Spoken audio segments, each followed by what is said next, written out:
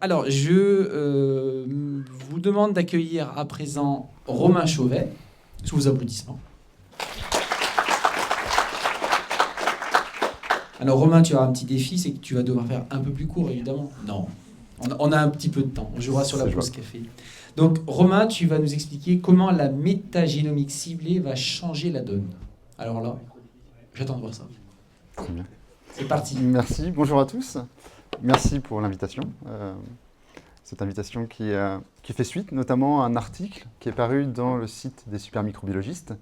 Donc, je vous invite à aller consulter et puis surtout à aller consulter tous les autres super posts qu'il y a dans le site des super microbiologistes. Et donc aujourd'hui, l'objectif c'est d'aller un peu plus loin que ce qui est dans le post et puis de peut-être donner un peu plus d'illustrations. Et donc ça va continuer sur la thématique de la génomique. Alors, il y a deux grands mondes dans la génomique de la microbiologie élémentaire. Il y a le monde de la whole genome sequencing, notamment pour les suivis épidémiologiques, et puis ce qu'on va appeler la métagénomique, qui est une autre approche qui donne d'autres informations et qui donne notamment des informations précieuses lorsqu'il s'agit d'aller étudier des fleurs d'altération dans les produits. Alors un petit voyage dans le temps pour expliquer ou pour réillustrer en tout cas dans les laboratoires qu'est-ce qui s'est passé à peu près depuis ces 100 dernières années. Alors, je parle de Listeria, mais c'est la seule slide avec Listeria. Après, il n'y a plus aucune Listeria dans ces présentations-là. Et c'est tout simplement un petit chemin qui a pu y avoir. Donc, on peut imaginer à peu près il y a 100 ans un laborantin.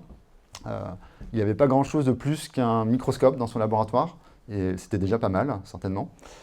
Et il était bien mal à l'aise pour dire qu'il y avait plus que quelque chose qui ressemblait à des bacilli. Il a eu du mal à aller rechercher plus d'informations. Et puis en avançant un tout petit peu dans l'histoire, et même en faisant un grand bond, dans les années 2000, on était déjà beaucoup mieux équipé avec la possibilité de miniaturiser un tout petit peu des tests biochimiques. Et puis un peu après, on a commencé à introduire du séquençage, alors les premières versions de séquençage avec le CESS, qui permettait cette fois-ci de dire oui, c'est bien une Listeria mono, il n'y a pas de doute. Il y a des outils qui ont été plus rapides, qui sont apparus, notamment le MALDI-TOF, qui avait aussi cette propriété de pouvoir facilement et rapidement, surtout identifier, ce qui est souvent précieux, le temps en microbiologie alimentaire, surtout quand la durée de vie des produits est courte. Évidemment, il faut se dépêcher à faire les analyses, sinon on a les résultats après la fin de durée de vie du produit, ce qui n'est pas, pour le business, très intéressant. Et puis, plus récemment, même si ça commence à faire quelques années, parce que c'était même un peu avant ça, on a les nouvelles approches de séquençage, notamment le séquençage massif, qui s'oppose au séquençage Sanger, qui permet deux grandes choses. La métagénomique d'une part, qui va nous permettre typiquement sur notre petite salade de dire on a effectivement des bacilli, mais on a aussi plein d'autres choses, et on va pouvoir identifier chacune des espèces. Donc on est beaucoup plus descriptif en termes d'approche, et ça commence à être beaucoup plus intéressant pour interpréter les résultats. Et puis, c'est ce que parlait Alexandre à l'instant, on a bien une Listeria, et puis surtout, c'est amusant, ou pas, c'est exactement la même qu'il y a 2 ans. Donc c'est vraiment la même source ou le même flux de contamination qui a recontaminé cette nouvelle production. Donc ce qui est sûr, c'est que, à ce jour, le NGS, c'est l'un des meilleurs outils pour toutes les approches d'investigation. Je pense qu'Alexandre sera complètement d'accord, au moins pour cette partie de tracking et de suivi épidémiologique. Clairement, il y a une énorme différence entre ce que l'on faisait, qui marchait très bien, je pense notamment à la PFGE, mais il y a vraiment un gap en termes de discrimination maintenant avec les approches de séquençage complet de génome. Alors pourquoi s'intéresser à aux approches basées sur de l'ADN ? Il y a plusieurs raisons. La première, c'est qu'on la retrouve chez tous les micro-organismes, plus globalement même dans tout le monde vivant. On a toujours une molécule ADN qui traîne quelque part, et ça c'est plutôt pratique, parce que c'est vraiment une molécule qui est universelle par nature. Elle a l'avantage également d'être relativement stable, ce qui est plutôt utile pour les suivis épidémiologiques, mais aussi pour plein d'autres choses. Et moyennant des conditions de conservation qui sont plutôt bonnes, on arrive encore à trouver de l'ADN de mammouth, ce qui quand même sous-entend que c'est plutôt une ADN, plutôt une molécule qui est assez costaud à travers le temps. Et surtout, ça contient presque toute l'information. On a presque toute l'information qui est dans cette molécule particulière. presque toutes. Il y a de nouvelles méthodes peut-être qui apparaîtront dans les années qui arrivent, qui donneront peut-être un peu plus d'informations, mais on peut considérer qu'on a quasiment toute l'information, et ça c'est intéressant aussi parce que on voit à peu près tout quand on utilise l'ADN. Comment on fait ça? Pour s'intéresser à la molécule d'ADN, qu'est-ce qu'on a comme outil? L'un des outils, ça va être notamment les PCR, ce qui nous permet de jouer avec l'ADN, de l'amplifier, d'amplifier des régions spécifiques. Et puis, on peut le lire, évidemment. Alors ça ressemble à ça, à peu près une séquence. Alors ça, c'est un tout petit morceau de séquence. Un génome de Listeria, ça doit être 2,4 millions de paires de bases, il me semble. À lire, ça serait très ennuyant. Très, très ennuyant. Personne ne le fait, je pense. Voilà, donc en fonction de ce que l'on va faire, on va manipuler l'ADN et puis on va le lire de certaines façons. Et notamment en agroalimentaire, puisque dans les autres domaines, le médical, la pharma, ça peut être un peu différent, ils peuvent avoir d'autres besoins. Mais en tout cas, on a 3 grandes approches, on va dire, en microbiologie alimentaire. Ça va être la métagénomique, le whole genome sequencing pour les suivis épidémiologiques, et puis la shotgun, qui est encore assez peu utilisée en microbiologie alimentaire. J'en parlerai pas du tout, d'ailleurs je ne parlerai pas du tout des 2 dernières, je parlerai uniquement de la métagénomique. Alors, le séquençage c'est bien, mais ce n'est pas tout. Il faut toujours remettre un peu les choses à leur place. C'est un très bon outil, mais ça ne va pas tout remplacer. Il ne faut pas imaginer que c'est un outil magique, pas du tout. D'ailleurs, quelquefois c'est même un bazooka pour pas grand-chose. Donc il faut quand même le remettre un tout petit peu à sa place, et il ne faut pas oublier qu'en fait le microbiologiste a besoin d'une boîte à outils complète s'il veut bien comprendre ce qui se passe, ou contrôler que tout se passe bien. Ça dépend de la situation. Donc voilà, il ne faut pas du tout oublier, et quelquefois, en fait, typiquement pour les problématiques d'organoleptiques, en fait, commencer par une petite observation microscopique, ça permet déjà de bien trier et de savoir si c'est une bonne idée de s'engager sur une investigation microbiologique. Les altérations, il y a aussi évidemment des altérations d'origine chimique. Donc un microscope avant de sortir le bazooka, ça peut être pas mal. Et donc c'est pour ça que c'est toujours intéressant d'avoir cet écosystème d'analyse, de manière à pouvoir assembler le puzzle petit à petit et pas prendre les choses dans le désordre. Alors 2 grandes approches, j'ai oublié la dernière, le shotgun, j'en parlerai pas. 2 grandes approches, ça va être la métagénomique. Vous pouvez ici changer le nom et mettre métagénomique. Et en fait, la métagénomique, par nature, elle va donner une information au genre et à l'espèce. Dans la taxonomie, vous savez, il y a toute une organisation assez rigide, assez complète, notamment chez Listeria. Alors, j'ai découvert qu'il y en avait maintenant 28, c'est ça? Ce qui s'est agrandi, d'ailleurs, la famille s'est agrandie ces 10 dernières années. Donc, pour prendre l'exemple, le genre, ça va être Listeria, et puis les espèces, on a signifié Monocogenes, Ivanovi tout à l'heure. Ça, c'est le rang de l'espèce. En fait, tous les micro-organismes sont organisés de cette façon-là. Et donc, on va vraiment avoir une information ici, en utilisant la métagénomique, une information au genre et à l'espèce. Pour le whole genome, on va aller à l'étape en dessous, chose qui n'est plus vraiment structurée d'un point de vue taxonomique. Mais en tout cas, on a l'information, ce qu'on va appeler l'information à la souche. Et pour chacune des 2 grandes approches, on va avoir des cas d'usage qui vont être différents. Et évidemment, la métagénomique va être très intéressante pour investiguer les cas de problématiques d'organoleptiques. Il y en a d'autres, on peut faire d'autres choses. Notamment, on parlait des challenge tests. On peut tout à fait imaginer coupler des challenge tests avec le dénombrement de challenge tests avec de la métagénomique pour voir aussi les fleurs compétitives, comment elles se comportent tout au cours de la durée de vie du produit. C'est tout à fait possible. Et puis, il peut y avoir tout simplement des contrôles d'air, des choses comme ça, c'est tout à fait possible. Pour la partie whole genome, je ne vais pas en parler beaucoup, mais c'est typiquement des investigations de contamination dans une usine ou dans une filière, essayer de déterminer les flux et les sources de contamination. Et aller évidemment sur d'autres sujets tels que estimer la virulence, estimer la capacité de tolérance à certains désinfectants, ce genre de choses. Aujourd'hui, je me concentre uniquement sur cette partie-là, investigation des organoleptiques et éventuellement des problématiques d'organos. Alors, on a participé au bazar, on va dire. On s'est permis d'inventer notre nom, on va dire un peu marketing, que l'on a appelé le NGS-PCR. C'est pas très...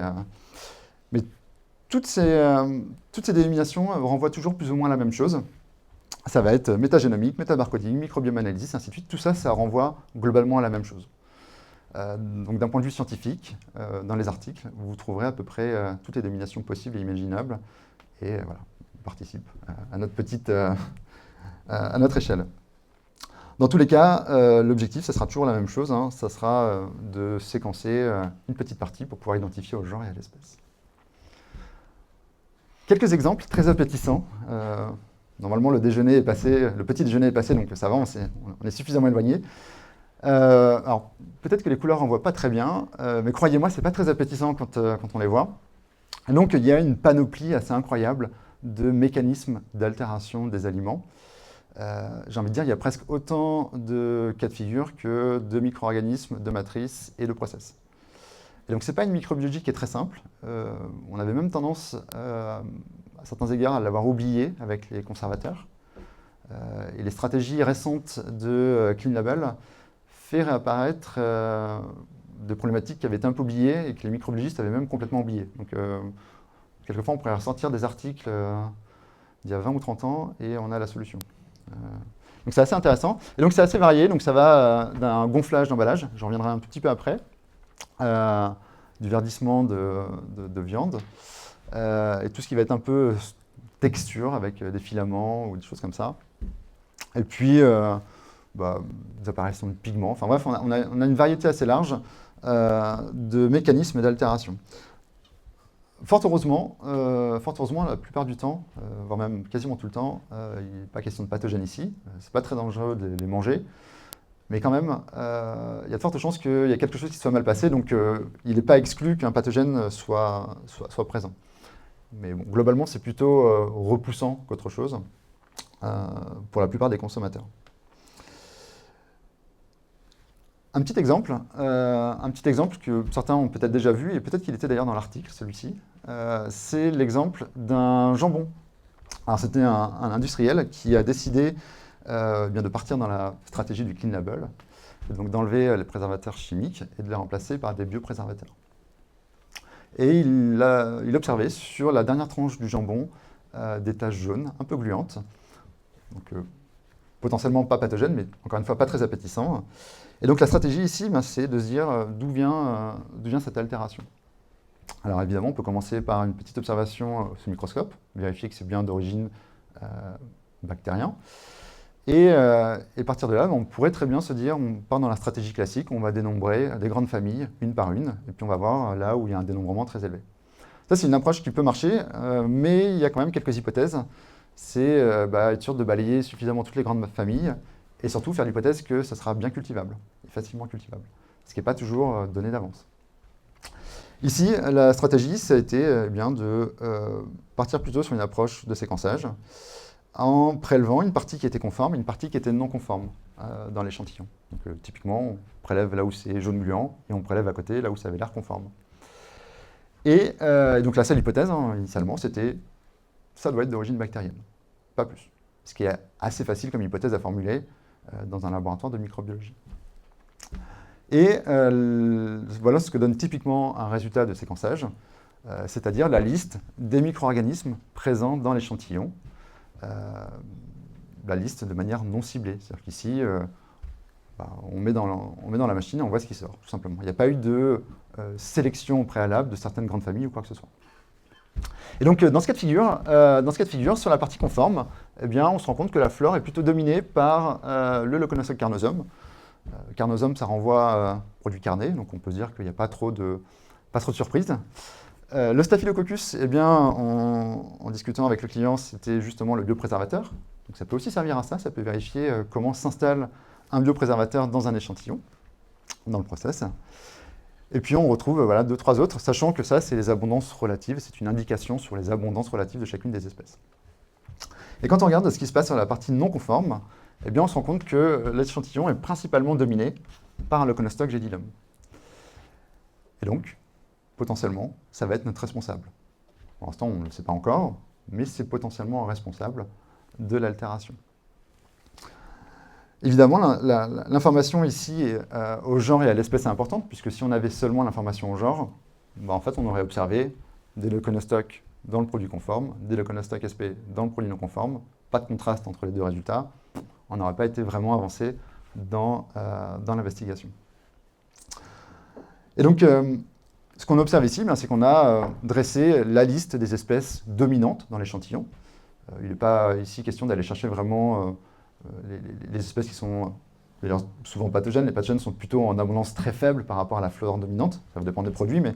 Donc ici, on regarde vraiment ce qui est majoritaire dans l'échantillon et on le regarde de manière non ciblée dans les deux échantillons. Et évidemment, une fois qu'on a l'information sur, généralement on l'a d'ailleurs, le type de produit, le type d'altération et qu'on a le nom d'un ou de quelques responsables, quelques espèces responsables, c'est beaucoup plus simple d'aller dans Google Scholar et de faire une petite étude bibliographique.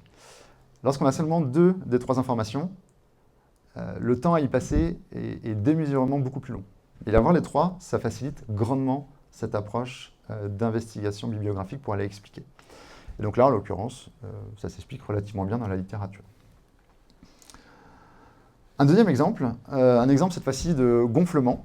Je ne sais pas si c'est très visible, j'aurais dû faire les images un peu plus grosses, mais c'était de la viande sous vide avec un emballage qui a gonflé très fort. Donc également, ici, il y a eu 2 analyses réalisées en parallèle. Un prélèvement sur une matrice où l'emballage était tout à fait conforme, et puis là où c'était non conforme. Et qu'est-ce qu'on va observer? Eh bien, produit carné encore, on a de la chance, un carnobacterium qui va dominer la flore du produit conforme. Et puis sur le produit non conforme, on va se retrouver avec des Clostridium, et pas n'importe lesquels. Je vous laisse deviner à quelle température il pousse, celui-ci. Vous vous doutez que dans un labo classique de microbio, eh bien, en fait, il va falloir soit attendre très longtemps et être très patient pour espérer le voir pousser sur la gélose. Et c'est là où ça va être intéressant. Alors encore une fois, là, on a fait l'hypothèse, qui est pas malhonnête, hein, l'hypothèse que l'espèce majoritaire dans l'échantillon non conforme, c'est le potentiel responsable. En l'occurrence, en plus de se développer plutôt à des températures assez fraîches, il a la capacité de produire certains composés volatiles qui ne sentent pas très bon, et de produire tout simplement du gaz pour justifier le swelling de l'emballage. Et évidemment, bien là, en squeezant les méthodes culturales, on a la capacité d'aller voir ce qui se passe dans ce que l'on a, soit ce qu'on n'arrive pas, soit ce que l'on fait très rarement, donc d'essayer de cultiver les flores psychrophiles. Il me semble qu'il faut au moins patienter une vingtaine de jours pour espérer voir un début de pousse de ce genre de micro-organisme sur une gélose. Bon. Après, une échelle de temps qui est un peu différente. Donc voilà, c'est aussi l'intérêt de partir sur ce type d'approche pour ce type de problématique. Quand on part en exploratoire, eh bien, on a tout intérêt à avoir des méthodes qui explorent au maximum la taxonomie des micro-organismes connus. Encore une fois, il y a plein de choses qu'on ne connaît pas encore, qui ne sont pas encore suffisamment bien décrites dans la littérature pour pouvoir eh bien, les assigner, les identifier. Ici, c'est un sujet un peu différent. On peut se retrouver quelquefois avec des ratios qui sont non conformes, notamment des ratios entre la flore lactique et la flore aérobimésophile. Et on ne se l'explique pas toujours, ou difficilement. Alors, il ne faut pas exclure que quelquefois, il y a des micro-organismes qui ne se développent pas comme prévu sur un MRS, par exemple. Et donc, évidemment, ça va un peu altérer le ratio, la valeur du ratio. Et pour autant, elles peuvent être présentes, ces flores lactiques, c'est juste qu'elles sont très difficilement dénombrables. Elles sont toujours un peu sous-estimées.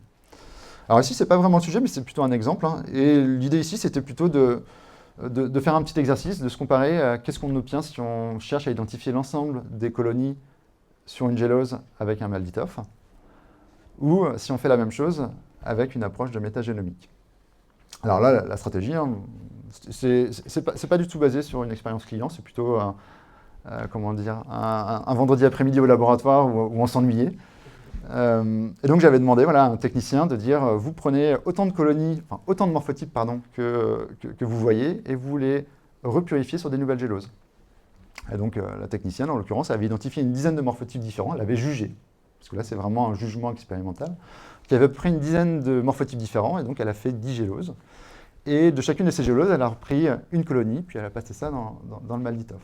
Et donc elle a dressé la liste des micro-organismes. Alors vous imaginez, on fait, de la première boîte, on en a fait 10, et ensuite on a fait 10 spots sur le Malditoff, 10 identifications, et voilà, on a déroulé.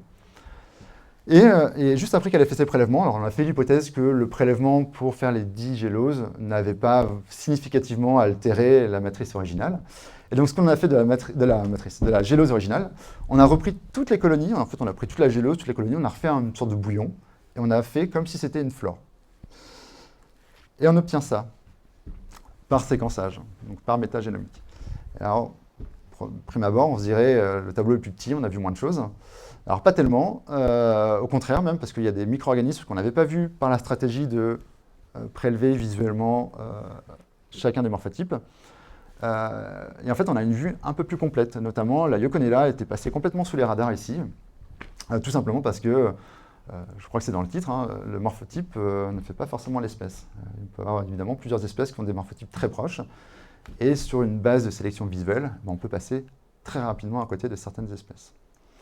Et donc c'est là où c'est intéressant quelquefois de partir sur ce genre de stratégie, c'est que on prélève tout, on passe tout dans le séquenceur, et puis on dresse la liste de toutes les espèces présentes. Et c'est très utile notamment quand on veut aller chercher à expliquer des dénombrements qui sont beaucoup plus élevés que d'habitude, qui dépassent les critères, et pour lesquels on cherche des explications.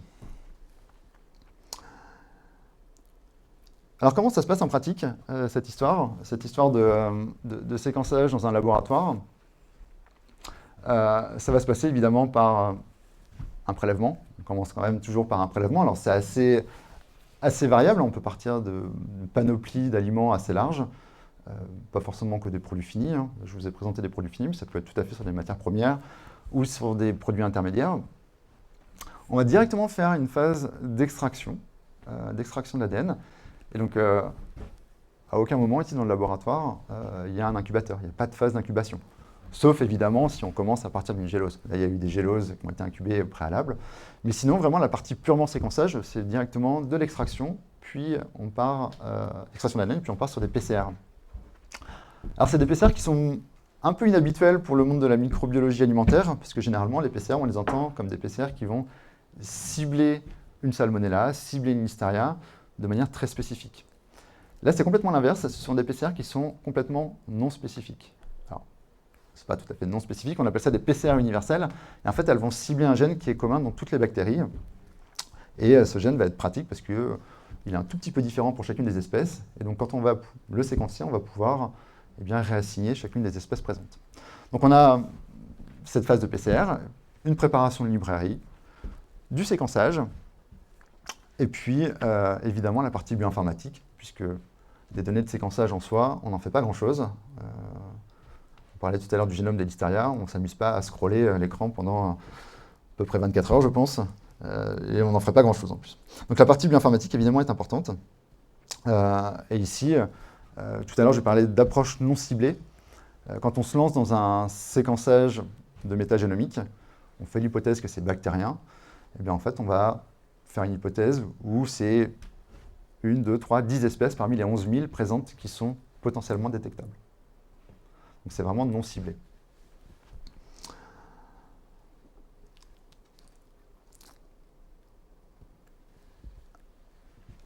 Alors je fais un petit focus sur j'ai pas trop insisté sur la slide précédente. C'est quelque chose qui est assez nouveau dans le monde de la métagénomique. On va dire que c'est la dernière génération de métagénomics. Très souvent, les laboratoires ciblaient le gène CESS, qui est un gène, on va dire, le plus classique. Hein. Toutes les publications quasiment tournent autour du gène CESS. C'est un gène qui est impliqué dans les ribosomes, donc c'est aussi ceux qui sont finalement un peu connectés avec les analyses Malditoff. Et la nouveauté, c'est que maintenant, on est en capacité d'aller cibler des gènes qui sont un peu plus longs. Donc on prend toujours le CESS, mais on en prend un peu plus. Et ce petit plus va faire sa petite différence parce qu'elle va permettre de collecter plus d'informations et donc d'aller avoir une information qui est fiable, une identification qui est fiable, pardon, au genre, mais aussi à l'espèce, ce qui était assez compliqué auparavant. Et évidemment, en microbiologie alimentaire, pour comprendre une problématique d'altération, si on n'a pas l'espèce, on y voit un peu trop flou, c'est un peu compliqué. Et donc typiquement, voilà à peu près comment ça se passe. Les génomes bactériens sont entre 2 et 5 millions de paires de bases. Et on va cibler quelque chose qui, historiquement, par Sanger, ont ciblé à peu près une portion du CESS. La deuxième génération ont ciblé des petits morceaux du CESS. Et les dernières générations d'approches métagénomiques, en fait, on a le choix et on en prend autant que possible. Et en l'occurrence, on est parti plutôt sur quelque chose autour de 4000-4200 paires de bases.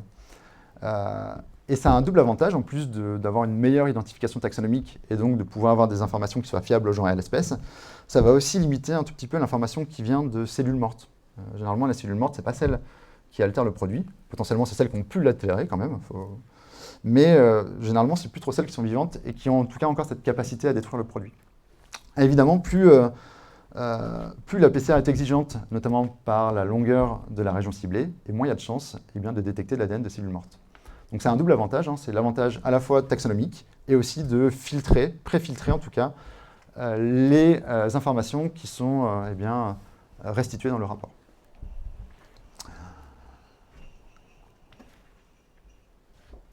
J'en reparle ici un tout petit peu. C'est le contenu des bases de données. Alors, c'est un peu plus que du contenu de base de données, c'est aussi la couverture des amorces dites universelles, les PCR universelles. Aujourd'hui, on peut techniquement aller identifier parmi plus de 11 000 espèces. Alors, ce n'est que la moitié des espèces qui sont aujourd'hui correctement bien définies et décrites, mais c'est la bonne moitié. C'est-à-dire qu'il y a une moitié aussi, c'est les micro-organismes qui sont sur les dorsales océaniques. C'est pas impossible qu'on les retrouve dans certains aliments, mais c'est quand même relativement peu probable. Donc, ça permet quand même de viser assez large, et c'est des très bonnes approches quand on cherche à investiguer, c'est-à-dire quand on a un problème. Généralement, c'est quand même là où on dégaine le bazooka. C'est quand on a des problèmes et que l'on ne sait pas vraiment où chercher, où on a déjà épuisé vraiment les approches culturales, où on sait que les approches culturelles vont nous engager sur des cycles de 1, 2, 3 semaines pour essayer de comprendre potentiellement ce qui se passe. Et bien là, en fait, en l'espace de la semaine, on a des résultats qui permettent d'éclairer la situation. Alors en pratique, c'est peut-être un peu petit, c'est un peu plus compliqué. On peut évidemment faire ce type d'approche sur le règne bactérien, mais on peut aussi le faire sur le règne fongique, les levures moisissures, puisqu'il n'y a pas que les bactéries qui altèrent les produits, évidemment. Ça va dépendre directement du type de process et des propriétés physico-chimiques de la matrice, notamment de la AW. Et donc on va pouvoir décliner toute une offre de séquençage, notamment la partie haute pour tout ce qui est problématique d'altération. Partie basse, c'est plutôt justement les approches par whole genome sequencing. Et ce qui est intéressant, c'est que ça reste un secteur en plein boom. Il y a toujours un renouvellement assez rapide, parce que c'est quand même très techno, encore, cette histoire. Et notamment, les bases de données n'arrêtent pas de s'améliorer, notamment par le travail des laboratoires de référence, et puis par les universitaires.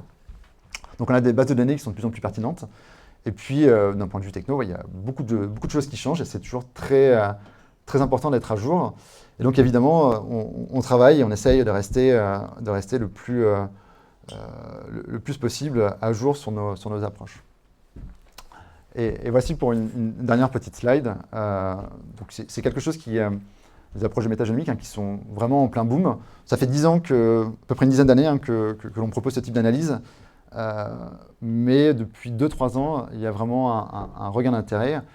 Il y a plusieurs clients qui maintenant l'utilisent de manière assez quotidienne, quelquefois même en systématique. Ça commence, typiquement valeur de dénombrement supérieure aux critères, aussitôt séquençage. Et effectivement, on a aujourd'hui, on va avoir un panel de matrices, un panel de cas qui commence à être assez large. Et je crois, vous êtes le bienvenu évidemment, si vous voulez venir visiter le laboratoire de séquençage. Eh bien, merci Romain, on peut l'applaudir.